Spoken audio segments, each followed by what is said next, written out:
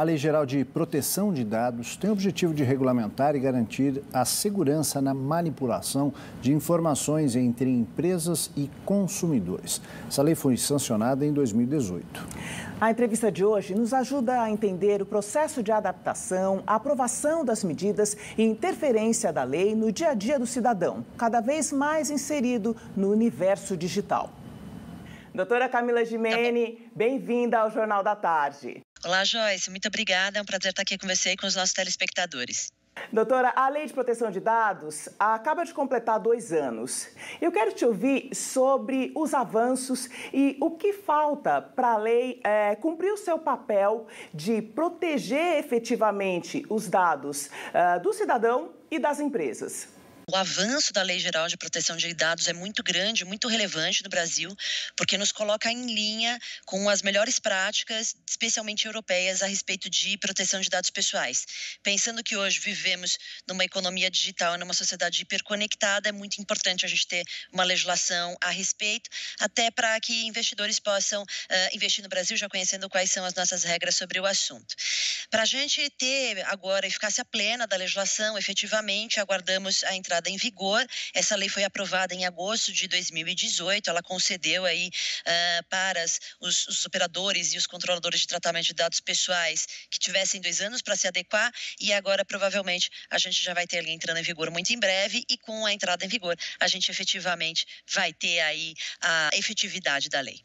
E de que forma é possível se proteger dessa ação dos hackers, das pessoas que manipulam os dados de forma indevida? A gente tem 2 frentes, né, Joyce? Uma frente que são aqueles operadores e controladores de dados pessoais, e para esses a lei coloca a obrigação de adoção de medidas técnicas e medidas administrativas para proteger dados pessoais. E aí medidas técnicas a gente pode entender como inclusive ferramentas tecnológicas. Então as empresas passam a ter obrigação legal de investir numa estrutura de segurança da informação para proteger esses dados no seu ambiente. De outro lado, o próprio titular dos dados, né, o ser humano que tem ali as suas informações compartilhadas, ele também tem uma responsabilidade de proteger as suas informações, e para isso é necessária educação, né? É necessário configurar ferramentas de privacidade dos seus aplicativos, confiar naqueles que você está compartilhando os dados, usar ferramentas de criptografia, não compartilhar senha. Então, ele também precisa pensar em boas práticas de segurança da informação. Quando a gente pensa em ataque hacker, a gente tem, obviamente, o ataque que é direcionado às empresas, às grandes entidades, mas muitas vezes é mais fácil atacar o usuário final, porque muitas vezes ele não está bem preparado a respeito de segurança. As recomendações gerais, né, em relação ao modo de lidar com os nossos dados, elas são frequentes, né? E nisso a gente está falando de uma educação digital, que precisa ser um letramento digital, não, que precisa ser cada vez mais fomentado e incentivado. E de que forma isso se daria? De que forma isso poderia acontecer, né, com pessoas desde da infância até os adultos que passam a ter que inserir esse uso das ferramentas digitais cada vez mais incorporados no nosso dia a dia?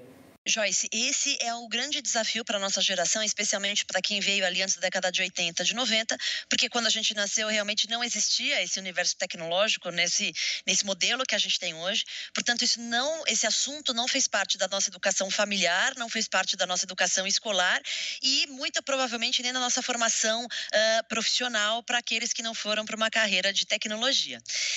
Em contrapartida, a gente tem os nativos digitais, né? Essa geração que já nasce hiperconectada, conhece todos os recursos e todas as funcionalidades, mas não tem uma orientação para um uso ético e saudável. Me parece que a gente precisa fazer aí um esforço, né? Então, começar esse assunto realmente dentro das escolas, até o Marco Civil da Internet, que é uma lei que regulamenta a internet no Brasil de 2014, fala sobre essa necessidade do Estado promover a educação para o uso de uma internet de uma forma ética e segura. Então, me parece que para essa geração que é nativa digital, as escolas provavelmente vão ter um papel muito relevante, até porque agora na pandemia está todo mundo fazendo aula online, né? Nada mais oportuno do que falar em segurança e comportamento adequado na internet. E para aquelas gerações que já estão no mundo profissional, muito provavelmente as empresas vão cumprir esse papel num viés mais de educação corporativa. E no caso de percepção, de detecção de alguma forma indevida no uso dos meus dados, qual é o primeiro passo que eu devo tomar? A grande questão que é colocada pela Lei Geral de Proteção de Dados Pessoais é sobre o direito dos titulares, né? Então, os seres humanos que são donos desses dados, né? Um nome, um RG, um CPF, uma biometria, o dono desses dados passa a ter direitos sobre ele e ele pode exercer esse direito junto àqueles que estão realizando o tratamento de dados pessoais. Então, ele passa a ter direitos, os titulares, inclusive pedindo para deletar os seus dados, para corrigir os seus dados. Então, a gente vai ter nesse tipo de situação de uma utilização de dado fora da finalidade para a qual ele foi compartilhado, o titular do dado passa a ter esse direito. Acho que, Joyce, a primeira coisa que é muito importante esclarecer aos nossos telespectadores é usar dados e fazer tratamento de dados pessoais é muito bom e faz a gente ter uma sociedade que funciona melhor, né? As empresas podem fazer produtos e serviços mais customizados, a gente pode receber marketing hipersegmentado, absolutamente de acordo com o nosso perfil, a gente consegue usufruir de benefícios da tecnologia como ferramentas de inteligência artificial que precisam ser alimentadas com dados para funcionarem melhor e muitas vezes até precisam aprender com a gente, né, para funcionarem melhor. Então, o primeiro ponto que é importante a gente entender isso é bom para a gente ter uma sociedade que funciona melhor.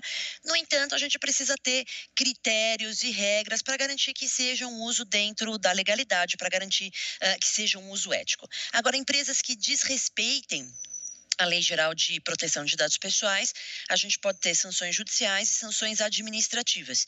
Sobre as sanções administrativas, serão aquelas que a Autoridade Nacional de Proteção de Dados Pessoais poderá aplicar e para essas elas começarão a valer a partir de agosto de 2021. E aí a gente tem várias penalidades que podem ir desde a determinação de uma deleção de uma base de dados até mesmo multas que podem chegar até 50 milhões de reais.